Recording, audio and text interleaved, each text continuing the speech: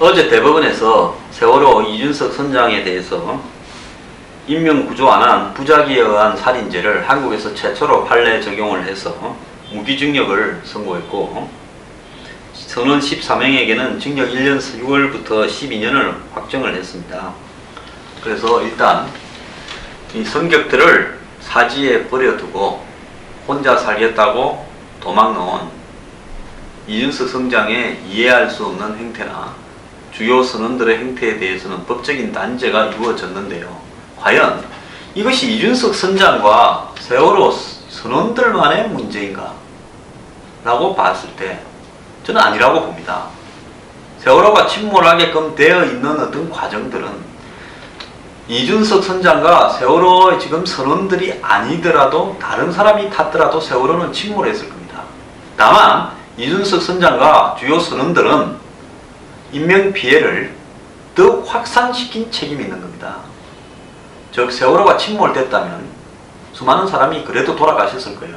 다만 일찍 대피를 시키고 노력을 했더라면 사망자를 줄이는 데 크게 도움이 되어서 세월호의 피해가 이만큼 커지지는 않았을 거라는 것은 저도 맞다고 봅니다. 그러면 궁극적으로 세월호가 저지경이 된 책임은, 최종적인 책임은 누구한테 있는 것인가? 저는 유병헌 일가한테 있다고 봅니다. 불법으로 배를 개조하고 또 더 나아가서 고물배를 사와서 그 배를 운영하면서 안전교육이나 지켜야 될 운행수칙들을 지키지 않고 과적을 하고 짐을 묶어놓지도 않고 그 다음에 뭐 타는 인원들도 파악하지도 않고 뭐 하나 제대로 된 게 있지 않았습니다. 그리고 그 배의 선장이나 선원들 전부 저임금입니다. 그렇게 이 떼돈을 버는 황금 노선인데 그 세월호의 선적사인 해운회사는 한마디로 돈을 적자만 누적됐다고 합니다. 회사에 쌓이는 모든 수익은 이리저리 빼가면서 회사는 껍데기로 만들었던 겁니다. 그런 회사에서 안전이 위주가 될 수 없는 거고 언제 나서도 사고가 났을 거고 평소에 자기가 하는 일에 대해서 가치 부여나 동기 부여나 안전교육이나 모든 수칙을 지키도록 선원과 선장에게 제대로 교육이 되어 있는 정상으로 굴러가는 회사였더라면 그런 어떤 침몰 사항이 오더라도 제대로 대처할 수 있었을 겁니다. 모든 것이 그럴 수밖에 없는 필연들이 쌓여서 그렇게 된 겁니다.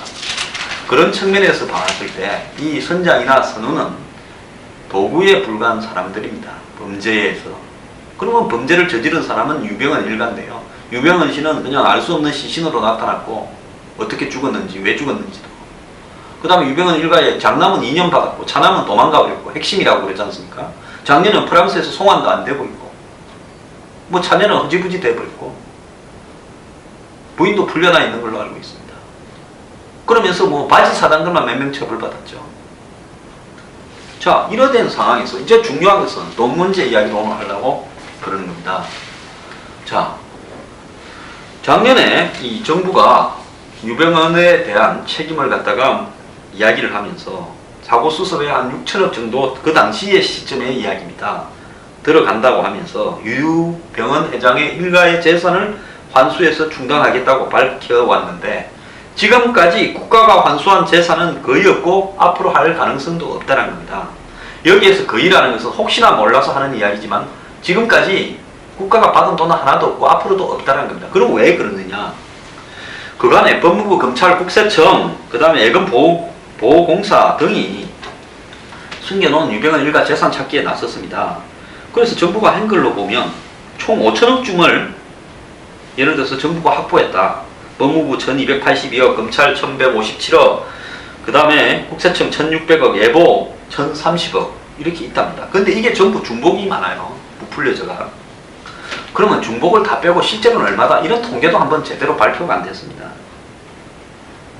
그래서 겹치는 부분이 뭐 영농조합법인이 414억짜리가 하나 있는데 여기저기 겹치는 모양이에요. 실제 정부가 확보한 재산 가액은 최대 한 2천억 정도로 추정이 되는데 그런데 여기서 중요한 것은 유병헌이 지금 확보한 재산에 깨끗하면 그 돈이 다 정부께 되겠죠.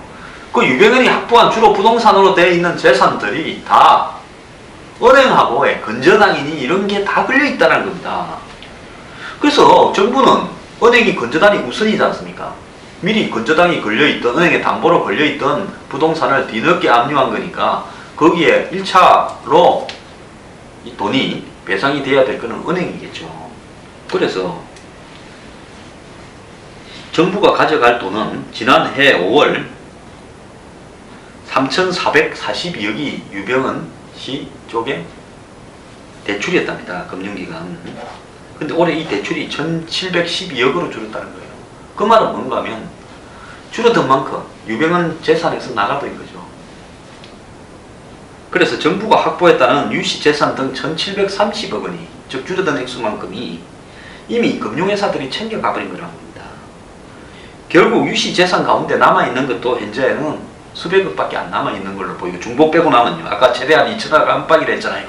그런데 은행이 1,700억 이상을 가져가 버린 거 아니에요. 그러니까 3,400억 남아있는데 이것도 지금 은행이 받을 채권이 아직도 1,710억이 되니까 유병헌 압류한 재산은 은행 다 받아버리고 나면 정부가 쓸 수 있는 돈은 한 개도 없다는 겁니다. 그러니까 세월호 사건 났을 때 뭐 라면 먹은 장관 질타당했는데 그분이 뭐 드신 라면을 비롯해서 그 체육관에 누워 계신 유가족 뒷바라지 비용부터 거기에 잠수부들 비용, 잠수부 돌아가신 비용, 군대가 출동해서 뭐 장비 빌린 비용, 그 다음에 지금 이제 인양해야 될 비용, 더 나아가서 세월호 특조위 운영할 비용, 그리고 유가족들에게 배 보상을 해줘야 될 1인당 한 7, 8억씩 이상씩 기본으로 들어가지 않습니까? 그런 비용까지 다 더하면 모든 세월호 사고의 비용은 전부 국민 세금에서 100% 이상 다 나간다는 겁니다. 이게 정의입니까, 여러분? 제가 세월호 사건 때문에요, 정말 개피를 봤는데, 제가 땡볕에 45일인가를 갖다가 집회를 하고 개고생을 한 결과가 고작 이겁니까? 처벌은 이 선장 선언이 다 받았는데요. 선장도 월급이 2, 300만원짜리 월급이었다고 제가 듣고 있습니다. 임시 땜빵으로 들어간 선장입니다. 저 사람도 자기는 재수 없었다고 할 겁니다. 자, 책임은 선원하고 선장한테 다 지우고, 뭐 그렇지 않습니까? 형을 제일 많이 받은 사람이니까요. 돈은 정부가 다 물고 유병헌 일가 싹 빠져나갔습니다. 그리고 요건 정부가 다 먹어가, 한마디로 정권은 1년 이상을 정말 정신도 못 차리고 흔들려서 해야 될 일도 아무것도 못했습니다. 그럼 국민의 피해는요? 정권이 2년 차에 각종 개혁을 추진하고 뭔가를 제대로 해봐야 되는 가장 중요한, 가장 힘이 있을 2년 차에 세월호 때문에 아무것도 못했고, 온 시위로 나를 세우면서 자영업자들, 장사, 뭐 관광하시는 분, 뭐 식당 하시는 분, 장사 다 망쳐버렸죠. 그런 사람은 어디 가서 하소연도 못합니다. 그리고 여기에 들어가는 돈은 또 돈대로 국고로 다 들어갑니다. 이게 도대체 우리가 무슨 짓을 한 겁니까? 결과가 이리 되려고 이렇게 했습니다. 우리나라는요, 언론 정말 나쁘다고 봅니다. 오늘 보니까 뭐 가뭄이 이래가 4대강에 물 좀 끌어써야 된다 해서 뭐 일부 언론들은 4대강이 이래도 잘못하느냐. 아니, 4대강 없었으면 물 끌어 쓸 데 없습니까? 말을 해도 솔직히 그렇게 하면 안 됩니다. 25조 들여서 4대강 한 거 잘한 건 아니죠. 해놓고 나서 보니까 어느 날 쓸 일이 생겼다고, 그래서 4대강이 옳았다고 이야기하면 안 되는 겁니다. 마찬가지로 이 유병헌 문제에 대해서 이제 수습이 다 됐다고, 이게 끝났다고 이야기하면 안 되는 겁니다. 제가 낸 세금이요, 정말 이런 식으로 쓰여지는 데 대해서 저는 진짜 분개합니다. 대한민국에 정의가 있습니까?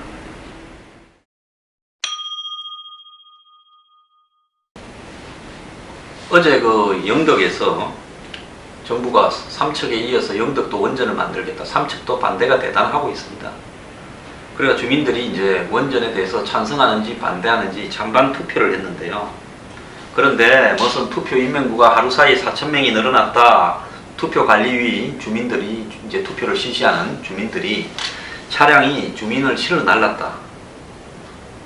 그리고 이제 이 자신들이 왜 그러면 이게 찬성하는 쪽은 블랙박스로 투표하는 주민을 다 촬영을 해서 세봤다, 뭐 이런 식으로 이야기들이 난무하고 있습니다. 그래서 원전을 찬성하는 쪽에는 부정투표 의혹이 제기되었다, 이렇게 주장하고 있고, 또 이 원전을 반대하면서 투표를 주도했던 투표관리위원회 측은 아무런 문제가 없다, 근데 윤상직 장관은 영덕 찬반 투표 효력이 없다, 결과 인정할 수 없다라고 이렇게 이야기를 하고 있습니다. 원래 이제 법에 주민투표법이라는 게 있는데요. 그 법에서 효력이 있으려면 유권자 3분의 1 이상이 투표하고 과반수 득표를 해야 유효하다 이렇게 돼 있는데, 이제 이 투표 마감 1시간 전인 오후 7시에 30%를 넘기니까, 그러니까 33.3%면 유효한데, 이게 이제 유효하는데 접근하니까 이제 이 투표수 조작, 부정투표 의혹 시비가 발생을 한 겁니다.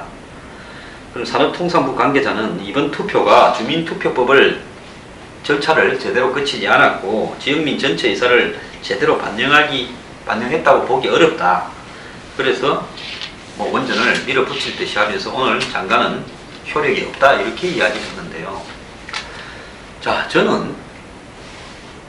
제가 전에 여러 번 이야기했습니다. 지금처럼 세일가스 오일의 혁명의 시대가 오고 있는데 후쿠시마 사태를 보면서도 왜 이렇게 정부가 원전을 밀어붙이는가에 대해서, 원전 마피아들의 어떤 영향이 관철되고 있는 거 아닌가에 대해서 굉장히 의구심을 가집니다. 주민들이 반대하면 못하는 것이 원전입니다. 그렇지 않습니까? 내가 그 지역에서 편안하게 잘 살고 있었는데, 그 영덕 얼마나 산도 좋고 물도 좋고 유명한 데입니까? 그 지역에도 원전을 더 만들겠다. 원전이 많이 있죠. 근데 그 더 만들겠다는데 주민들이 결사적으로 이렇게 반대를 하면 그 반대 의견을 수용을 해가면서 시간을 두고 설득을 하는 것이 맞죠. 근데 그런 어떤 부분들이 제대로 안 되다 보니까 정부가 제대로 일 못한 거죠. 그러다 보니까 주민들이 이제 투표 위원회를 만들어서 예를 들어서 투표를 통해 가지고 이걸 반대를 갖다가 법적인 요건을 갖추려고 노력을 한 겁니다. 그런데 이제 주민들 입장에서 한 명이라도 더 투표시키려고 예를 들어서 사전 투표 명부에 등재 안 된 사람이나 또 실은 나르는 일이 있었겠죠. 그러니까 한수원 관계자가 투표소 앞에 성룡차를 세워놓고 블랙박스로 투표하는 사람 숫자를 또 찍었다, 이런 이야기가 나오면서요, 어차피 인정 안 할 투표를 차라리 투표하기 전에 주민들한테 당신들이 투표로서 3분의 1 이상 투표해서 과반수 이상이 반대도 인정할 수 없다라고 이야기를 하든지요. 그래서 이런 어떤 시비들이 확산이 되는 것은 굉장히 저는 이 선진사회로 가는데 비효율적이고 부정적인 요인이라고 봅니다. 어쨌든 지역 주민들의 상당수가 반대하고 있으면 원전은 주민들의 다수가 동의할 때까지 설득을 해가면서 해서는 안 되는 겁니다. 원전이 아니면 전력을 갖다가 생산할 방법이 없는 것도 아닙니다. 원전이 그렇게 싸지도 않고 그렇게 깨끗하지도 않다는 것은 사고 한 번 나면 끝나버리는 겁니다. 그런데도 불구하고 원전을 밀어붙이겠다고 이렇게 무리수를 두면서 투표를 갖다가 인정하니 못하니 하는 것은요, 저는 굉장히 잘못하고 있는 부분이다 이렇게 생각합니다. 원전 정책은 처음부터 제거해야 됩니다.